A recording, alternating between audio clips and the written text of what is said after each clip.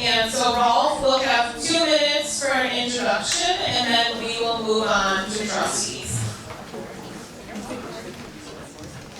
Hello there. So when you guys go and vote, you will see a blank space on the ballot. And it will be for the village clerk for Villa Park. Last October, I'd seen a trustee say they would not sign the minutes because there were things that were missing. And so therefore, I found that interesting, and I said, well, that's pretty interesting, let's follow up on it. Well, guess what? I did some homework, I talked to some people, I ended up going to some meetings, I did some stuff, and guess what? I broke it. The person that was the clerk for 18 years was taken off the ballot, and I had another trustee that came up to me and said, oh, by the way, you broke it, you bought it. That's why I'm here, guys. Sorry. Again, my name is Rolf Lauken. I moved here to Villa Park in 1988. I moved my business here in 1993. I do hazardous waste cleanup, brownfields, and lawyer assistance. I help lawyers. I'm not a lawyer.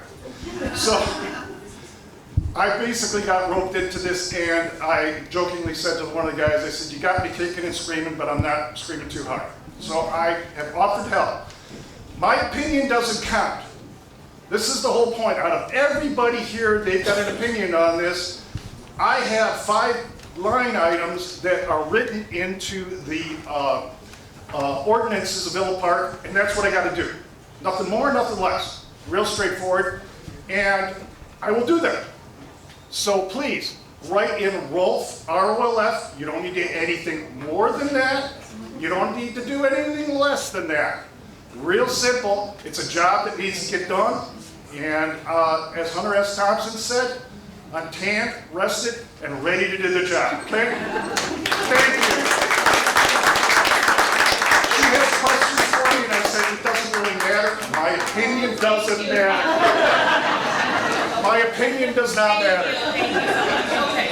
Next, we are welcoming our village trustee candidates. So I will list them, and then they will be invited to come up to introduce themselves and tell us about yourself and why you've chosen to run for village trustee.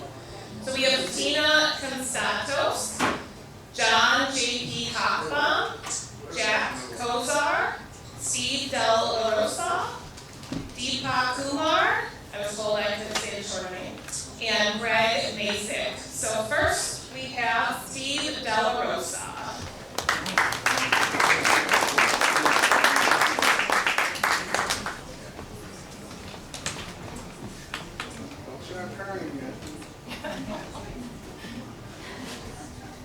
She won't start until you start talking. Yes, that's okay. Okay, I shall begin here. I want to thank the Villa Park Women's Club for presenting this tonight, for the podium and the microphone. My wife's and my residency in Villa Park began 24 years ago when my wife found our home searching for a green space like a forest. So we ended up 3 houses south of the Prairie Path on Summit. That's the closest we got to the forest, our backyard was. So basically what I want to tell you tonight is that you can read the back of my flyer to find out more specifics about what I've done, but I want to tell you that I got elected twice to the Villa Park Library Board, and the Library Board has done a great job here in Villa Park. So last night, I'm going to transition, you caught that, right? I attended the Committee of the Whole at the Village Hall 1 hour before the regular board meeting. The presentation delivered by Mike Guerra, our Villa Park's Public Works Director, was called Village of Villa Park Private Side Lead Water Service Assistance Program. Quite an exciting title, I would think, to the residents of Villa Park. The Environmental Protection Agency produced and approved the final lead and copper rule improvements in October of 2024. We are now 5 months into this new program. Listen to this, which requires an annual inventory to take place to update and locate all lead and galvanized delivery systems to residential homes. Guess how many homes in Villa Park may be affected by this? 574 out of 7,000.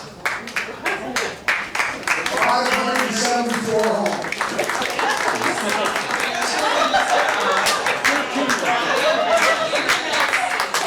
Next, we are going to welcome, I don't know, Deepa Kumar. So she's going to come up next.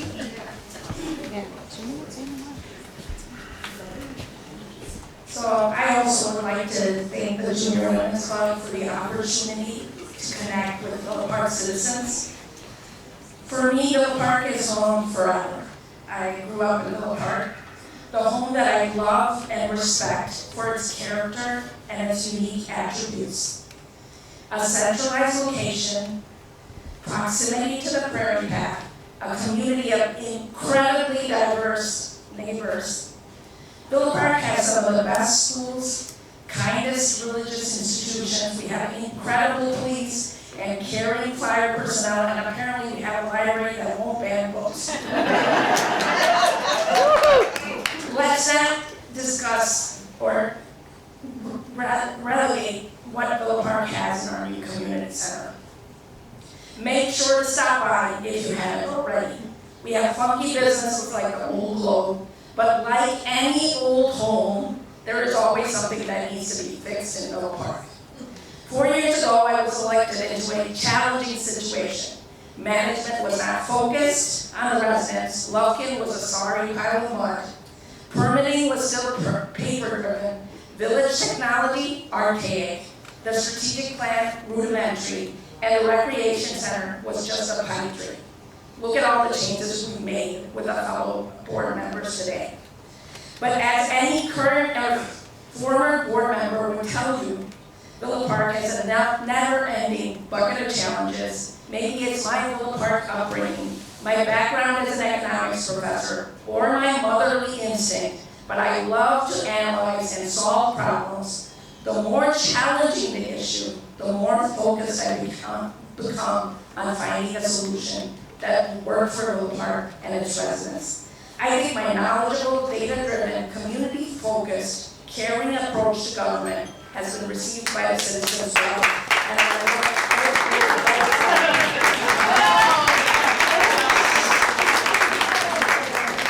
Okay, next we have Tina Consatos.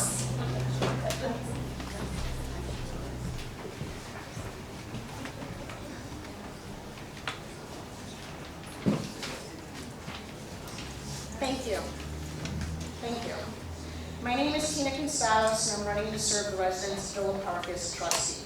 I've lived in Villa Park for over 15 years, and during this entire time have owned and operated with my husband a small business as an automotive repair and hot rod shop on the north side of town. This would make me currently the only small business owner sitting on the board to represent all small businesses. My vested interest in Villa Park, as well as my 15+ years of mechanical repairs, bookkeeping, budgeting, and drafting contracts experience would be a positive impact to enhance the village board. In previous employment, I worked for HSBC, holding a team leader position in customer service, solved financial problems, was in the top 3 nationwide billing collector position for 5 years, and worked alongside our attorney's office reviewing legal and bankruptcy files. I was both vice president and president for District 4 PTA when I lived in Addison prior to moving to Villa Park, and I started and headed a nonprofit fundraiser in my church community for a family whose child was battling with leukemia. I decided to run for village trustee because over the last year or so I have seen and also experienced many things in our village that could be improved. And instead of continuing to complain about it, I decided to roll up my sleeves and help by getting involved firsthand. What I love most about Villa Park is that I have experienced over the last 8 months, the residents are easy to talk to if you just give them the opportunity and listen. Our residents and community in Villa Park want to see it thrive with new businesses, accommodations, and new people who want to choose Villa Park to call home. We truly are a community that wants the best for all in our village. So please vote for me. Thank you.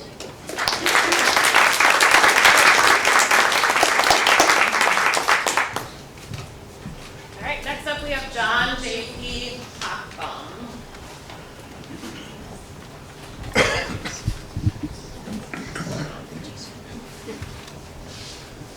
Hello, my name is John J.P. Hockbaum. You can just call me J.P. though. Don't want you to try to say my last name, sorry. And thank you to the Women's Forum here for inviting us tonight. I have been a Villa Park resident for 5 years now, and I plan to be here until my 2 grade school kids finish college, so at least 20 more years. I have been serving on the Economic Development Commission for several years now, and have board experience that I can use as a trustee. When I'm not serving the community, I'm a developer for DRW, where I write test scripts, really boring stuff for trading platforms. I would like to be a trustee so I can help Villa Park achieve its goals laid out in the comprehensive plan. Thriving downtown that brings in people from surrounding towns, many more parks and other family-friendly amenities, a more safe environment for pedestrians and bikes, and most importantly, a town my kids will be proud of having grown up in. Why did I decide to run?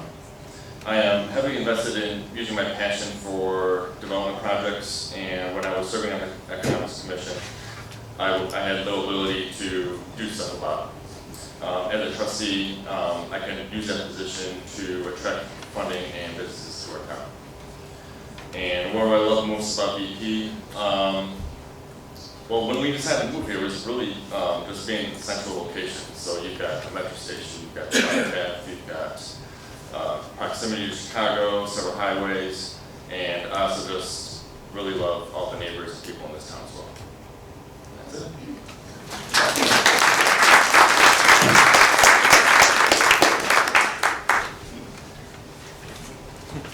Thank you.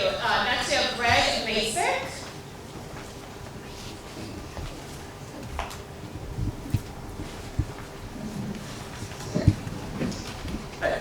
Good evening. My name is Greg Basic, and I am a candidate for village trustee. I've been a resident of Villa Park for more than 16 years. I love that the village holds so many great qualities that others have also mentioned tonight. Just trails for biking and running, the neighborhoods, activities, public services, and the community. One of the primary reasons I came here back in 2008 was actually to be close to my church, where we bought a building, and I continue to attend that church to this day. I have more than 2 decades of leadership experience professionally and in community organizations. I know how to communicate and solve complex challenges with others. I've had more than 10 years of experience on my church's leadership team in various roles, including treasurer and chair. I understand what it means to work together with a diverse group of leaders and opinions, and how to work towards a common purpose. My background is in IT, and I've primarily worked in my professional career in technology and marketing. I love to run, which makes the career path great. I've completed 11 marathons in my life. I'll be running the Chicago Marathon again. I'll be signing up for the Trigger Trot this fall. I also enjoy photography whenever I get the chance as well.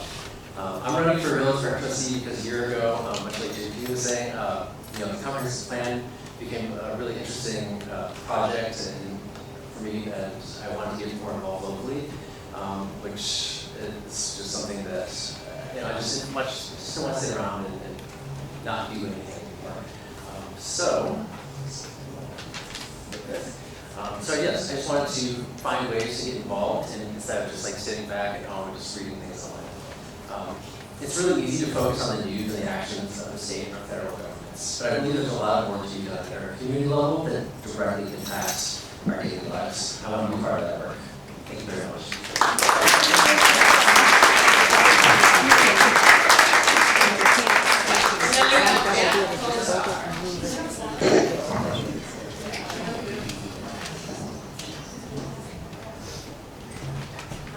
All right, hello. I want to thank the Women's Club for hosting this event, and I want to thank Deb DeMito. This is a beautiful space, so put our hands together for it. It's awesome. So I'm Jack Kozar, I'm your current trustee. I've been a trustee for 4 years, and I became a trustee after opening Fuel and Creme. In that process, what I learned was what a mess certain aspects of our village were with regard to permitting, some of our ordinances, unequal treatment. So you can only complain so much before you have to step up and do something about it. So I ran for trustee. I'm proud to say that in the almost 4 years that I've served as a trustee, we've done a lot of things. We have become more transparent. We have improved our website that now gives more information. We've implemented a rule of order and procedure for the board so there's more continuity, and hopefully that will take over to the next board and the next board and the next board, and it's something that we can all grow from. I've worked to clean up our liquor laws. I've made progress in some aspects, but we've got a lot more work to do. And I think that we can all do it, but we have to do it together. I've worked on transparency and made sure all our board meetings have been recorded, not just our board meetings, but also our commission meetings, so that you can watch the meeting on your time and not only at 7:30 on a Thursday night or whatever it is. You can come back and reference that as well. For the last 2 years, we've been working on the project over on Hawthorne, and I think that's an important thing to talk about, but I know we don't have too much time. Tomorrow at the library, between 6 and 8, as a trustee, I'm holding a village hall. And if you guys would like to talk about more village issues, come to village or the library tomorrow, and let's all have a conversation together. Thank you.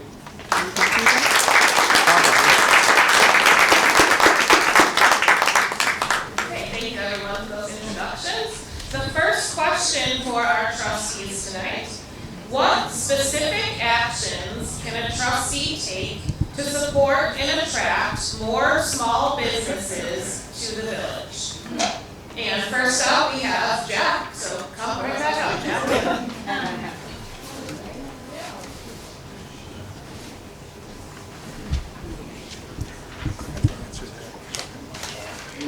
All right, so what can we do to attract more small businesses? Our permitting, our ordinances, and our liquor license are 3 important things, as well as the new TIF district that we have. So as far as ordinance and permitting, we have to make that simpler. As far as our TIF district, we have a giant TIF district that's on St. Charles. One of the issues that I had when I was building Fuel is that I requested certain things that were allowable through a TIF district to get funding for, and was denied that, only to later find out that they had a couple $1 million still in the account. So what I've implemented and what I've worked for, which is now part of what we do in Villa Park, is there are posted things that you can get if you can qualify for, and they're posted, so you know that you can help and get money for plumbing and different aspects of that. So there's no secret to it, and it's not on the whim of the manager or the community development director. The other thing is cleaning up our liquor laws. We've had some issues, and I participated in it. When I opened Fuel, I had to go through all the construction, do everything there, invest all my money, and I didn't know if I was going to get a liquor license. Yesterday at the meeting, we finally changed that. I've been working on that for 4 years. Finally, we got it up on the agenda, and finally, we've been able to change that. Now, you can get your liquor license before you even start construction, so you have certainty. And it's that certainty that helps us, not just in small businesses, but in our economy, so we can plan, and when we can plan, we can do great things. Thank you.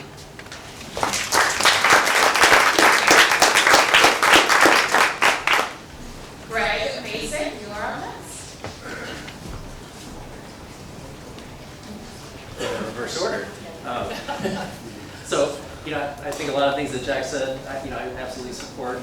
As he's a current board member, so he can obviously speak to some of the permitting and approval processes that the current board has been working on.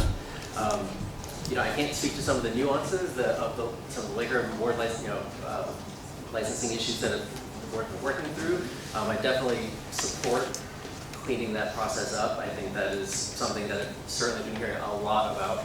So that is something that I want to continue seeing work being done on. I think one of the things I would love to see more of from the village is a way to market and promote small businesses. A few years ago, I don't know when it stopped, there was a website called yesvillapark.com that used to kind of be a directory of all the businesses, and it kind of broke down like what kind of category of what business it was and where it lived. I would love to kind of see that as a way to kind of re-promote like where things are. And there also used to be like some newsletters like when new businesses came to town, right? But those usually like a one-time shot. It's like, oh, this new business popped up, in the month of March. I think, we could do more on a regular basis. Like, oh, by the way, don't forget that this place opened up. I think that would be also a really good way for us to just promote, especially the small businesses that are new in town. Thank you.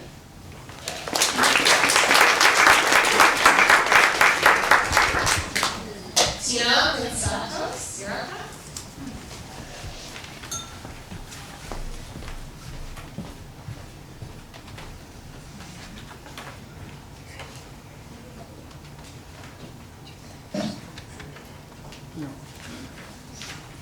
Thank you.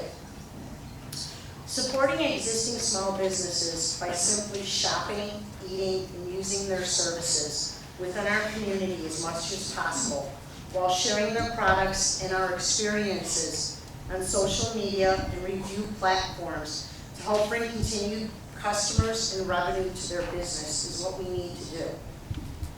Bringing in new small businesses by not relying on only one type of industry to financially support our village and cause saturation.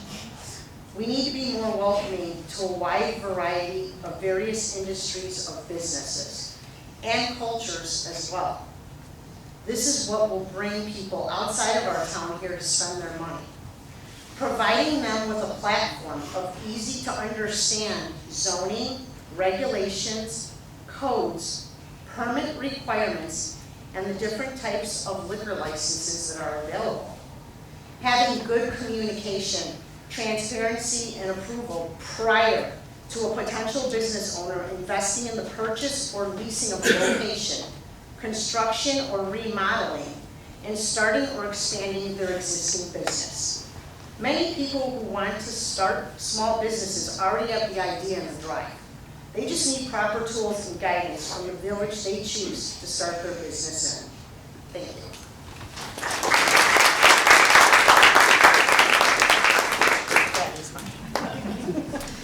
Deepa Kumar, you are next.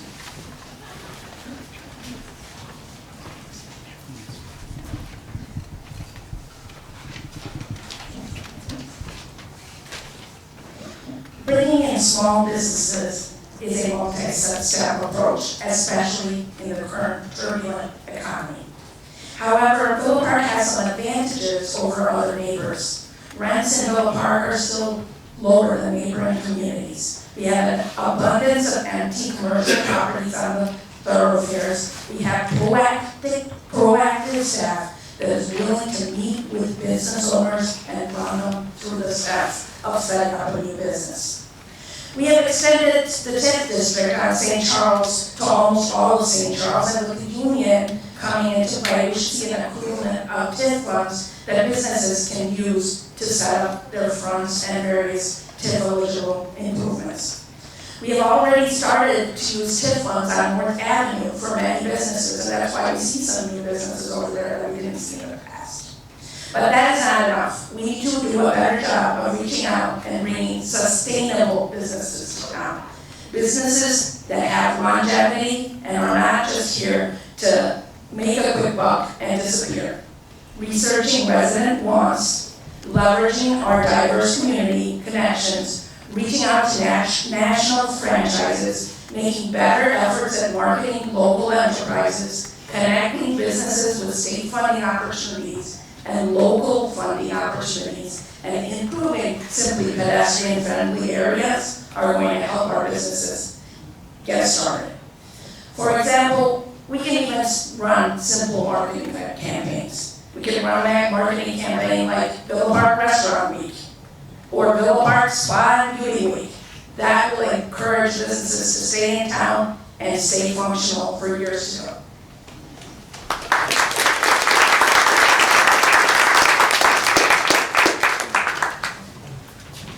John J.P. Hoffman, you're up next.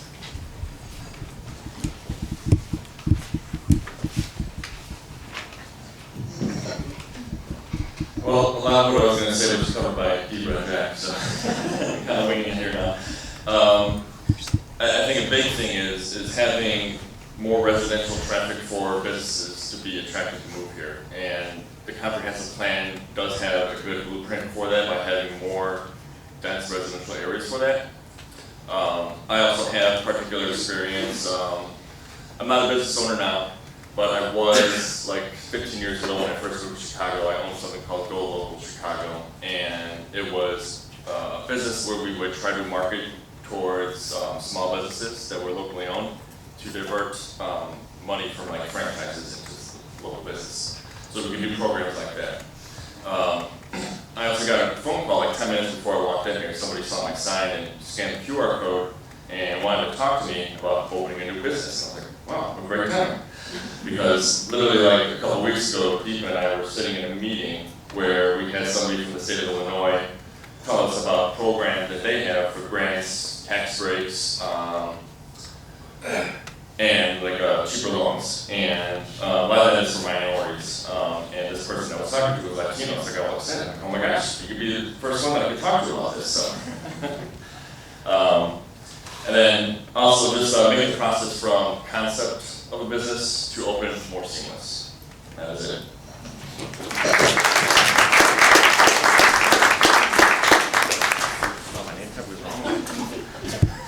All right, Steve De La Rosa, you're up. Okay.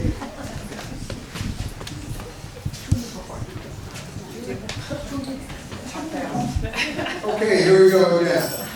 So I want to start off with saying that I think one of the ways that's important for businesses to come to town is to know that they have a good water supply that is safe. I think homeowners need to know that their water supply is safe when they're raising their kids, providing city tap water that may contain lead to their children. So last night at the committee of the whole meeting,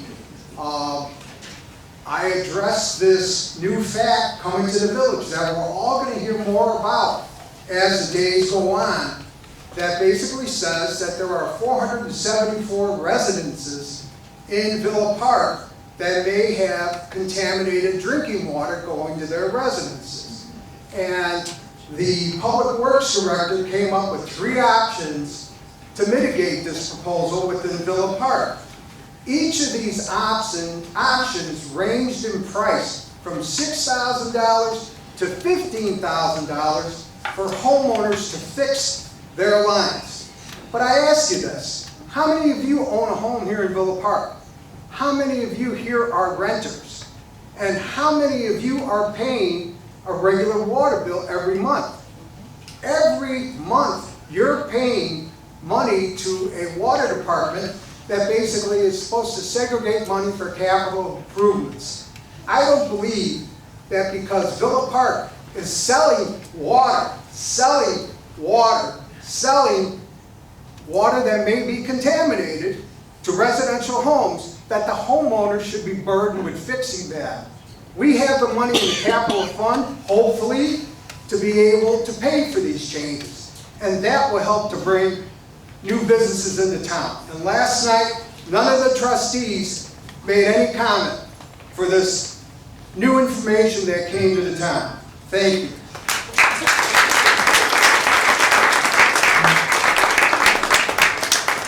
All right, our second question for the trustee candidates tonight. How would you navigate a situation requiring compromise when a fellow board member strongly disagrees with your opinion? And first up, we have Tina.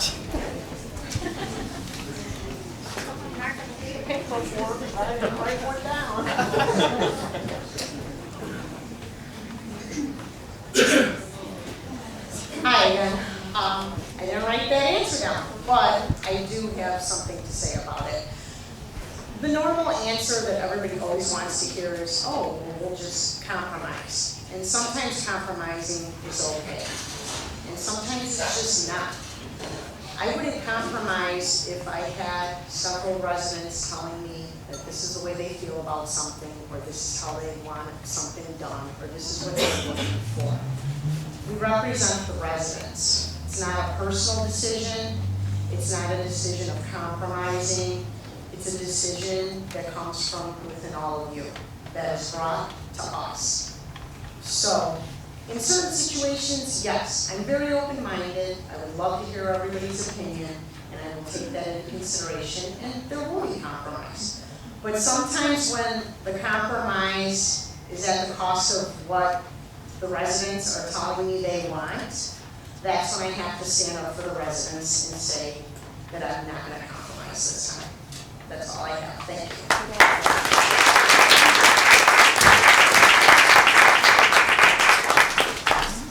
Jack Salazar.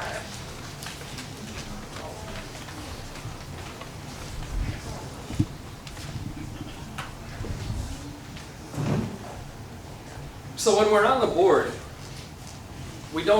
it's okay to have differences of opinion. It's encouraged. So if one of my fellow trustees has a difference of opinion, I want them to have it. We vote collectively as a body. So what we need on that board is good information, good legal advice, and honesty amongst everybody. No trickery, no secrets, no bad legal advice. If everybody's given the same tools, then they just need to vote their conscience. And as a body, we have 6 votes for trustee and a tiebreaker, which is our president. So whatever the board votes, that's the decision. You accept it as a body, and then you move on, because that's how it's supposed to work. Everybody needs to bring in their opinion, and everybody needs to talk about what that opinion is. So there is compromise outside of the boardroom when maybe one person wants to do one thing, one person wants to do another, and you do a little bit of horse trading to make it happen. We did that this year, or last year technically, when we did the budget. I was very strong. I wanted to freeze the tax levy, but I didn't have the votes for it. So instead, knowing that we weren't going to be able to freeze the tax levy this year, and hopefully next year we can do it, I essentially traded that vote, and I said, okay, let's get one more person on the forestry department because we need help with our trees. It's not exactly what I wanted, but it was something worthwhile and it benefited all the residents. So we don't always have to compromise, but we do have to show each other respect, and we have to have good, fair information. And if we do that, we're going to have a great board. And to that point, I think all the trustees that are running this year are good people, and they're going to make excellent trustees. So that's a great relief, that no matter who you vote for, they're going to be good. Thank you.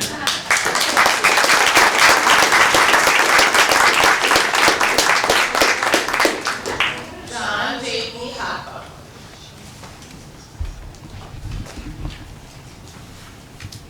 All right, it's 4 this time. Jen, you keep stealing my line, that's going to end with that as well. But I agree exactly that all the trustees that are running are awesome. We have a really good problem where I feel like we can't go wrong. So the question about disagreement. I always felt like disagreement breeds an opportunity to grow and learn from each other.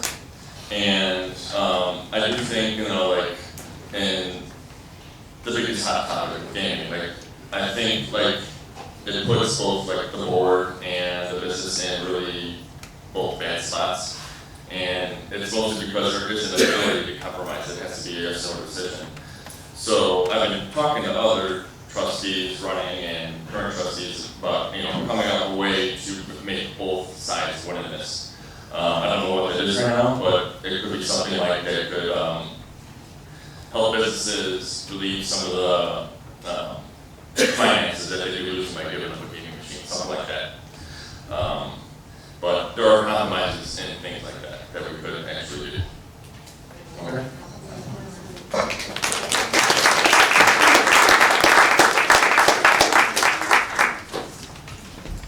Steve Del Rosa, you're up next.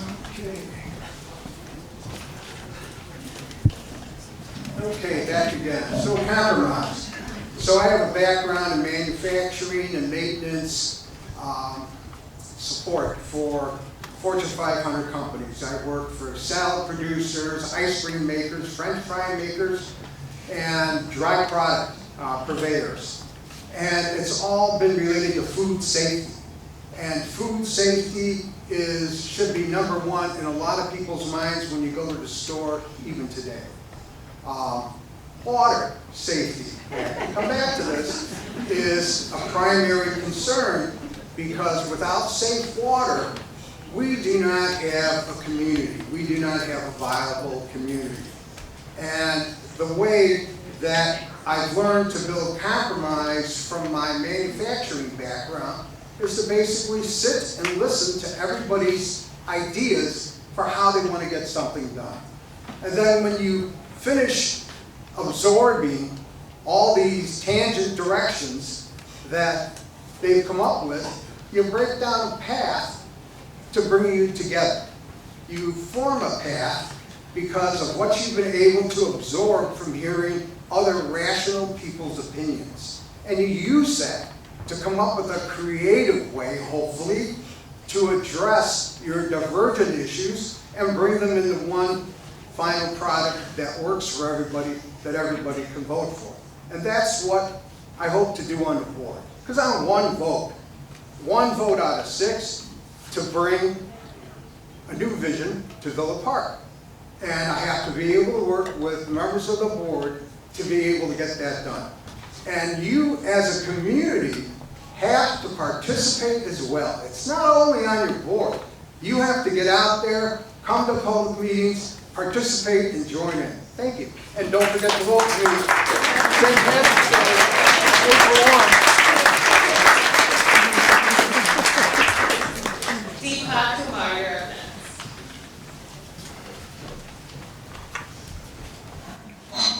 Well, see, I know the water thing is important, but let's talk about disagreement is just a part of discussion.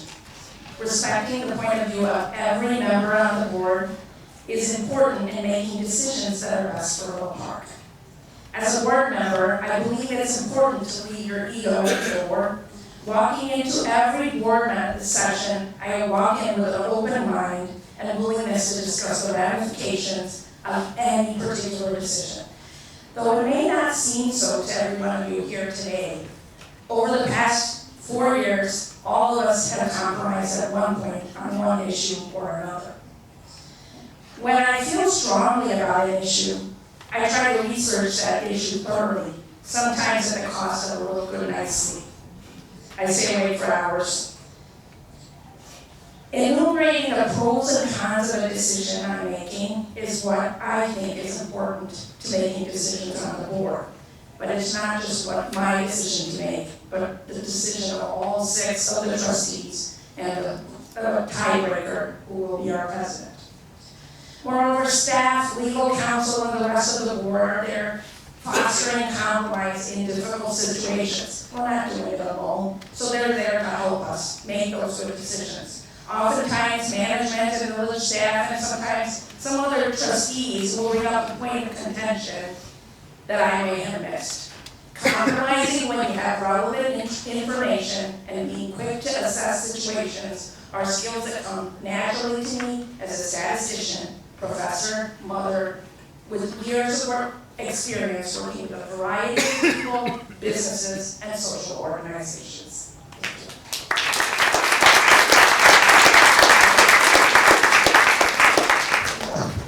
Greg, you're up.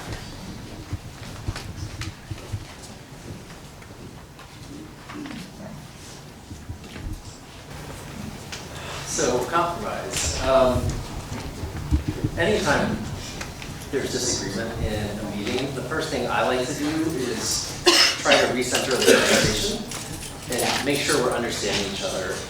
There's I think a lot of times a common source of frustration and disagreements is and unproductive meetings is often a misunderstanding or miscommunication between the parties, right? So I think taking a step back to rephrase what the goal is essential, especially in a board meeting. What is our goal? Betterment of the village. Whatever the decision is, we're trying to make Villa Park better, right? So next, I would do my best to find common ground where we can find agreement, if that's possible, and work from there and determine if portions that we can continue to disagree on be left as an agree to disagree issue, or require more conversation to work that out. And you know, part of all of our conversations need to weigh with resident input as part of our dialogue, right? And there's other people who've said, like, this is a board and a group decision. My vote would just be 1 of 6 along with the president, and this is not just my vote, this is a group vote. So ultimately, whatever the group votes is where things will go. And that's my take. Thank you.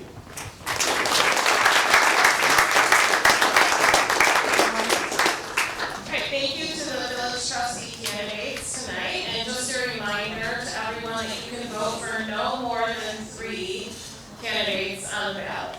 So no more than 3, okay? So now finally, we have our village presidential candidates, and that is Kevin Patrick and Jorge Cordova. So Kevin, we'll have you grab a seat on the side here just so we can keep doing that. And each of you will continue, just like everyone else, have 2 minutes to tell us a little bit about yourselves and why you've chosen to run for village president. So we will start with Kevin. Sorry. If you want to go first, I don't. It's all right. All right, good evening, Villa Park. I am glad to see everybody out here today. Thank you to the Junior Women's Club and Deputy DeMito for hosting this event. First of all, last Friday was International Women's Day, and I'd like to take a quick moment to thank some very important women in my life. My wife, April, my mother-in-law, Arlene, and my Aunt Wanda. Thank you. So, I am Kevin Patrick, and I have had the privilege of serving you as your village trustee for the past 6 years. As a 30-year resident of Villa Park, husband, father of 3 boys, and a proud veteran, I am deeply committed to the community. I hold a bachelor's degree in urban studies from Elmhurst University, and I'm currently pursuing a master's degree in emergency management and homeland security from Arizona State. Throughout my career, I've served in leadership roles at the local, state, and federal levels. As a founding member of the Homeland Security, the Department of Homeland Security, a first responder during Hurricane Katrina, and in law enforcement, I've developed a practical, oriented approach to addressing community challenges. I've also had the honor of serving as chairman of the Villa Park Police and Fire Commission and the Video Production Commission. I am running for Villa Park president because I am passionate about Villa Park's future. I believe my experience, leadership in emergency management and communication service equips me to tackle the challenges Villa Park faces. What I love most about Villa Park is a strong sense of community. Whether coaching youth sports, attending local events, or simply walking down the street, the connections that we make here in the village are what are special and what matter. Tonight, I humbly ask that you vote for me, Kevin Patrick, as your next village president on April 1st. Thank you.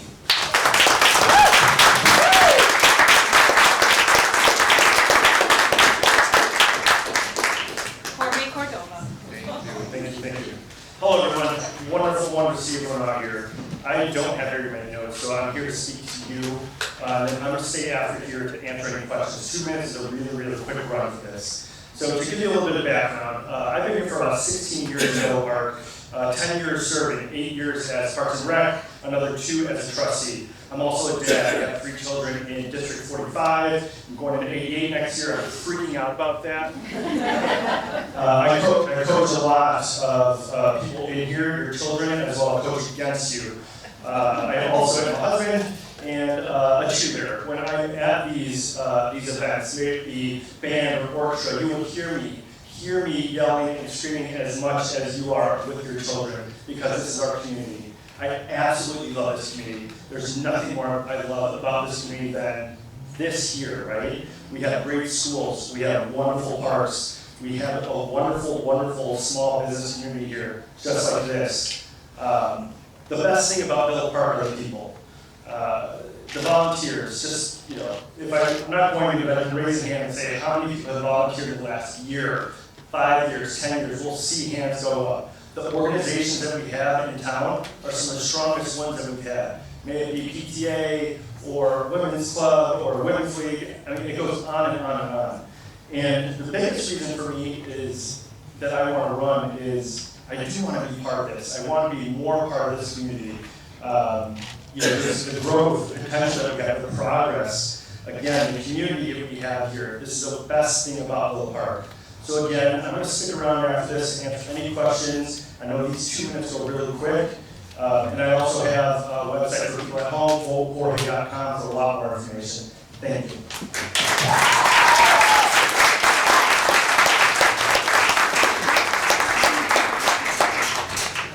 Thank you both. The first question for our presidential candidates today: which past infrastructure projects served as successful models for our village? Additionally, which upcoming infrastructure projects are you most eager to advance? And we will start with Jordan. I love this question. First, and it's 2 questions in one, right? It is. yes. Question and a quick for it. So past infrastructure projects, if we kind of think about what's happened in the last year here in Villa Park, I like to think about the growth that we've had in the last 10 years. So the biggest piece for me, Parks and Rec, I go on and on about Parks and Rec. I spent 8 years in Parks and Rec. So I'm going to talk about the rec center. So 10 years ago, in 2015, we had a master plan that we put into place. We replaced every single park in Villa Park and culminating in the cutting of the ribbon. And truthfully, and the biggest milestone of my time here so far in Villa Park has been my 9-year-old son was actually the one that cut that ribbon, because we put so much time and effort into this that this was essentially the biggest piece for me. Outside of that, I know this is going to be a hot topic, is streets. The streets, we have great streets and we have horrible streets. One of the biggest things that we talk about when we talk about past infrastructure is the street improvement plans. So if you have a street that has been redone, it's wonderful, but as you ride from one street to the other, you can run into potholes and everything. So there is a lot more room to go, and this answers both sides of the questions. One of the best pieces that we've had in the past is our infrastructure, or for our infrastructure, our streets, and it's also kind of our biggest opportunity.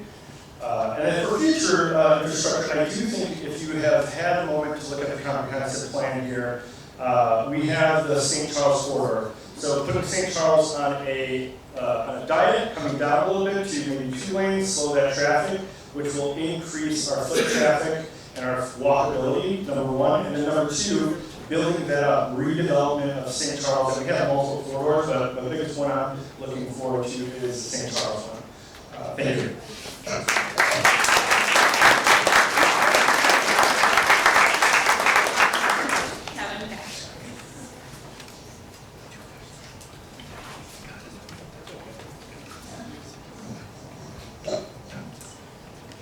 Villa Park has made significant progress over the years in improving our core infrastructure. These investments have been successful in maintaining and enhancing the quality of life for our residents. In recent years, we've replaced several miles of road, built a new recreation center, and transformed Lufkin Park into a beautiful community space that is now enjoyed by many. These improvements have not only upgraded our facilities, but have also provided long-term value to our residents by improving accessibility, safety, and the overall aesthetic of our village. A great example of a successful infrastructure initiative is the redevelopment of our stormwater management systems. In the areas where flooding had previously been a concern, significant improvements have been made to manage water flow and reduce risk of property damage during heavy rain. These efforts have not only improved public safety, but have also increased the resilience of our village in the face of changing weather patterns. Looking ahead, it's critical that we continue to focus on sustainable infrastructure development. By incorporating smart technologies, we can further improve the efficiency of our systems while ensuring we preserve the character of Villa Park. Investments in our infrastructure, such as energy-efficient lighting, green spaces, and better public transportation options, will allow us to meet the needs of today while planning for the future. Thank you.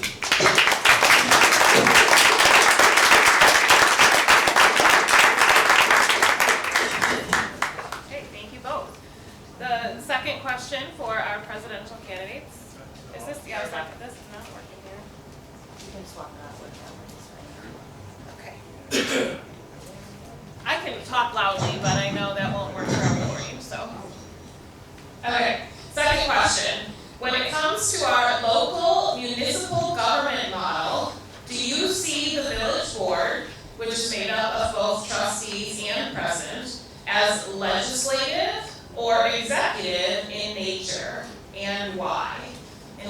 starting with Kevin. Okay. I'm just gonna hand it to you. The Villa Park Board operates primarily in a legislative capacity, where we make the decisions and policies that guide the village's direction.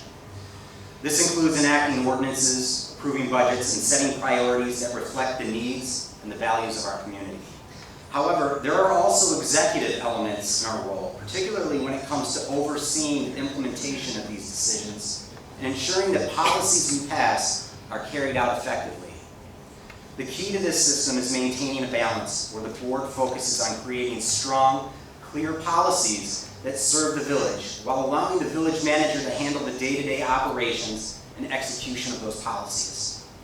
This separation of responsibilities ensures that the board remains focused on the big picture, while the village manager and their team can manage the details and the logistics of running the village efficiently. By working together, we can achieve a dynamic and responsive local government that meets the needs of our residents. Thank you.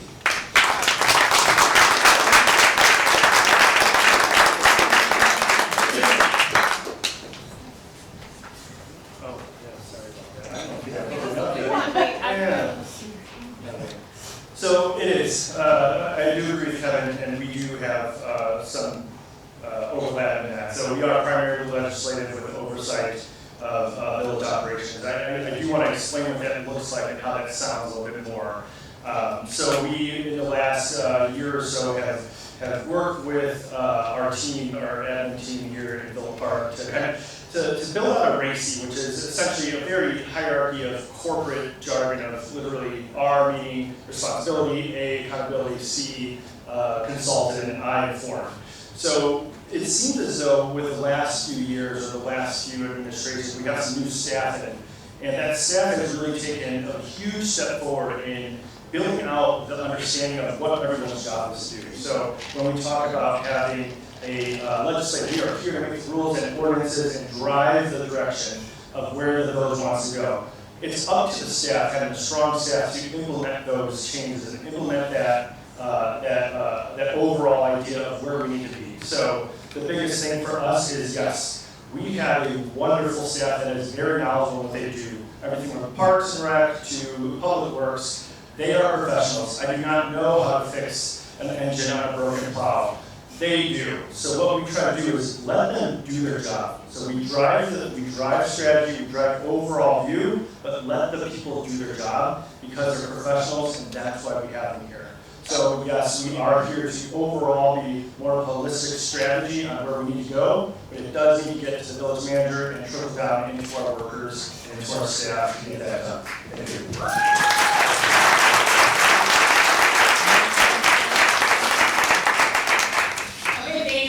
We actually have an additional question that will be asked by our Villa Park Women's Club president, Jenny MacLeod.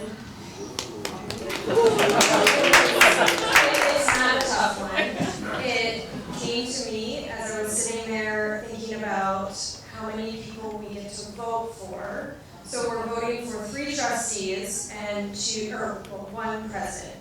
So I was trying to do the math. And as my 14-year-old says, it wasn't mathing for me.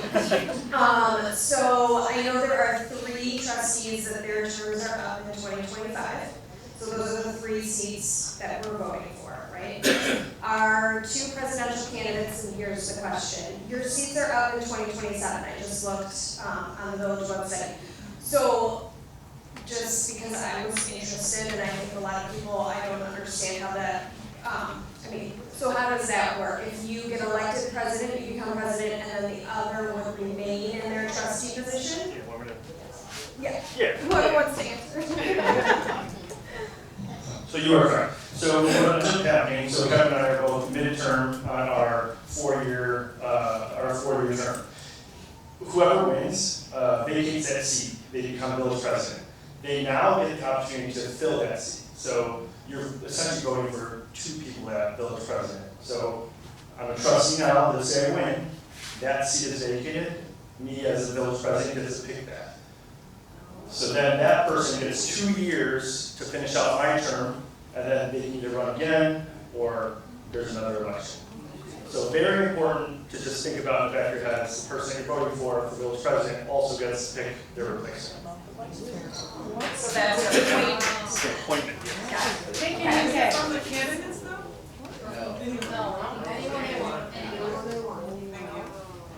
The appointment can be anyone from the village, any president. Got it. Well, I'm glad I asked that question. Because I did not know that answer, so that is very good information. So, who would they appoint? Will be a great answer in a few weeks. Anyways, I didn't want to ruffle any feathers, but I did think that that was an important question to ask. So, that concludes our evening. Thank you so much, Rachel, for moderating